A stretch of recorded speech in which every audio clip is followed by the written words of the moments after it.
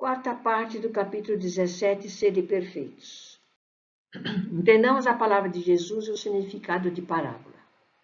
Na acepção geral do termo, parábola é uma narrativa que vem por fim transmitir verdades indispensáveis de serem compreendidas. As parábolas dos evangelhos são alegorias que contêm ensinamentos de moral. Ficaram famosas as parábolas narradas por Jesus e que se encontram no Novo Testamento.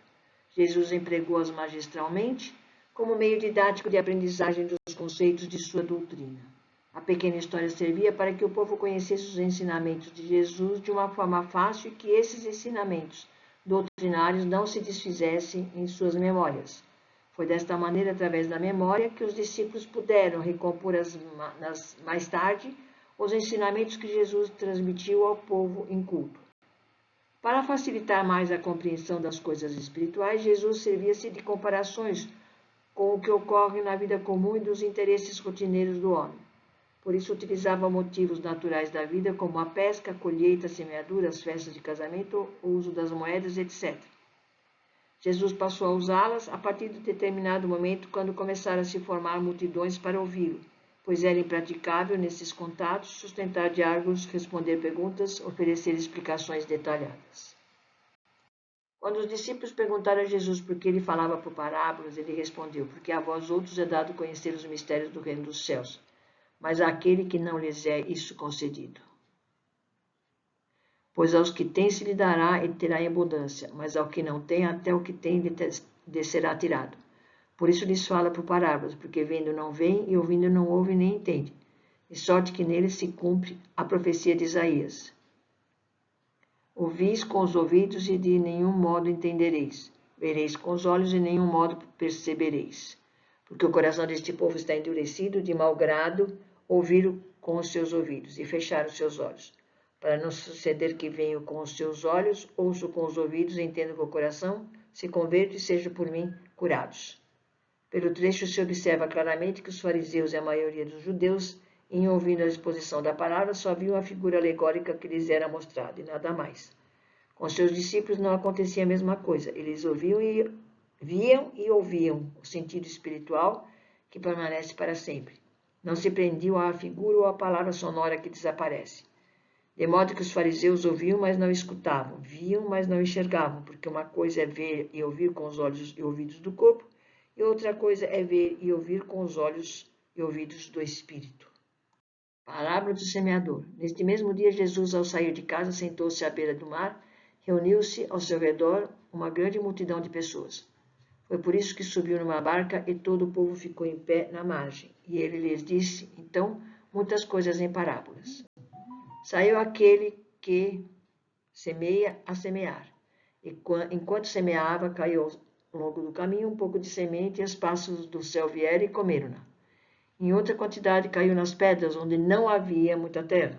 E logo germinou, pois a terra onde estava não era muito profunda, mas queimou-se com o sol, pois tinha acabado de nascer, e como não tinha raízes, secou.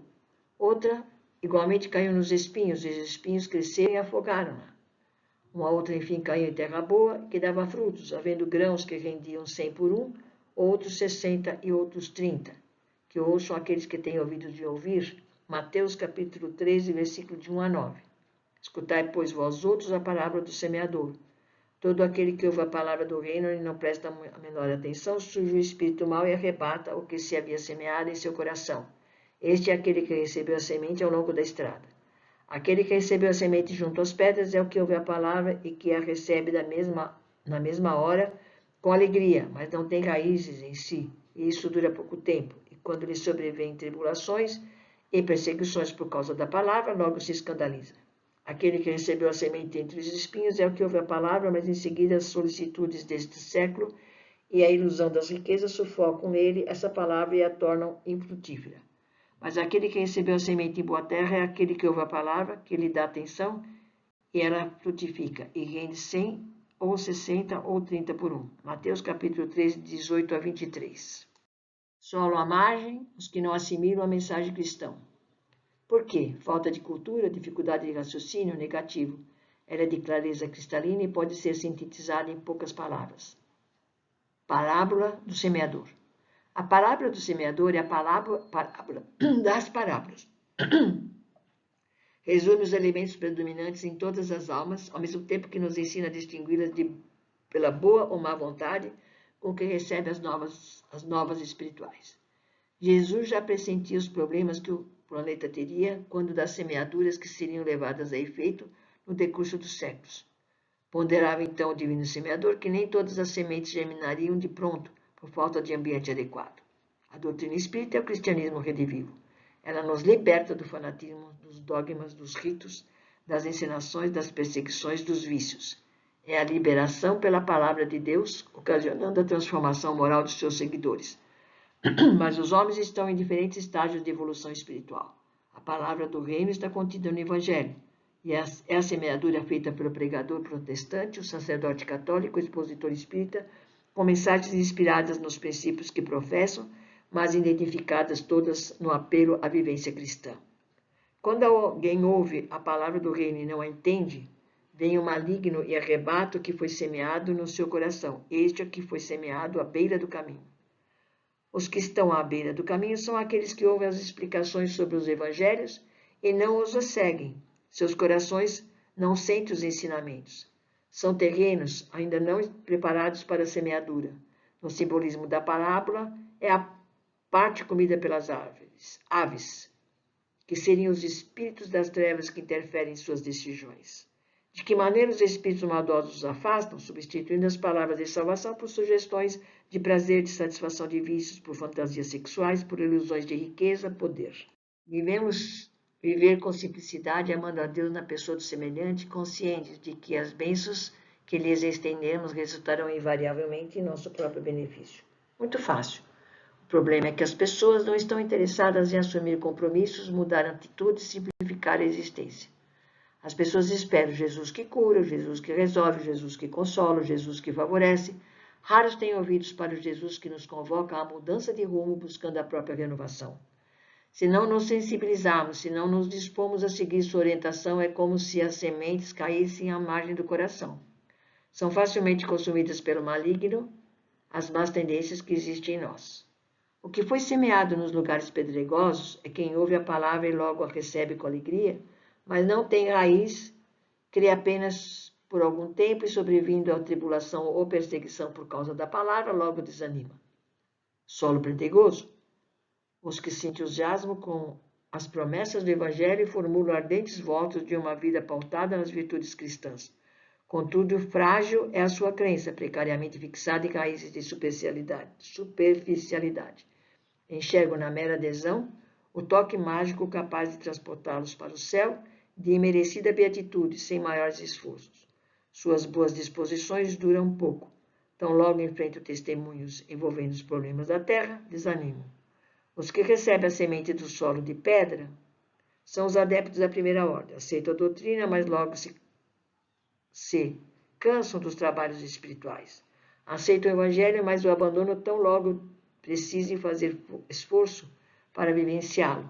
Ao receber as primeiras críticas, censuras e zombarias por causa da doutrina que abraçaram, seu entusiasmo esfria. Ao terem de enfrentar as provas e expiações, agora reveladas pela luz que vem da doutrina, preferem continuar na estrada larga dos vícios porque ainda querem levar a vida social vistosa, barulhenta, faustosa. Adquirir roupas caras, carros luxuosos. No simbolismo da parábola, o sufocamento pelo mato significa que as ambições do mundo dominam o adepto, tornando-lhe a vida estéril. Estão embevecidos nas fascinações do mundo. O que foi semeado entre os espinhos é quem ouve a palavra, mas os cuidados do mundo e a sedução das riquezas abafam a palavra e ela fica infrutífera. Solo espinhento, os que aceitam a mensagem e se beneficiam das suas luzes. No entanto, convidados a participar do Evangelho com esforço do bem, dedicado algo do seu tempo e de seus recursos ao próximo, vacilam, ficam indecisos entre o interesse do mundo e os ideais do Cristo, absolutamente incompatíveis. Inadmissível ao cristão prejudicar alguém, apegar-se às ambições, sustentar vícios, ignorar as misérias alheias, viver em função dos lazeres, não exercitar a fraternidade. Jesus convida para as realizações do céu, prende-se aos interesses da terra. O que foi semeado em bom terreno é quem ouve a palavra e aprende. Esse frutifica e produz 100 a 60 e a 31, 30 por 1. Solo fértil são os que despertaram para os objetivos da existência. Sentem que há algo a fazer que transcende as limitações humanas. Estão dispostos a superar a indiferença que caracteriza o homem comum. Esclarecidos e conscientes, empenham-se em combater suas limitações e produzem frutos abundantes de trabalho e dedicação ao bem. Finalmente, a semente que nasce e frutifica representa o adepto sincero que trabalha na seara, espalha o bem, ampara, ajuda e esforça-se por vivenciar os ensinamentos de Jesus. Engrandece o próximo e engrandece a si mesmo. E cada um fará de conformidade com o seu adiantamento espiritual. Contribui decisivamente para a edificação de um mundo melhor. A doutrina espírita nos oferece gloriosa visão do Evangelho, situando-o como a suprema mensagem de renovação para a humanidade e o amoroso convite de Deus para que cumpramos seus desígnios sábios e justos, habilitando-nos à felicidade. Oportuno, por isso, perguntas com frequência a nós mesmos. Nos campos do coração, em que solo estão caindo as sementes de Jesus? A afirmação de Jesus de que dão fruto a 30, 60 e a 100 por 1 significa que, na seara há trabalho para todos. Não há privilégio de discriminação de cor, idade, sexo, posição social, posição intelectual. Todos são bem-vindos e cada qual pode produzir segundo sua capacidade.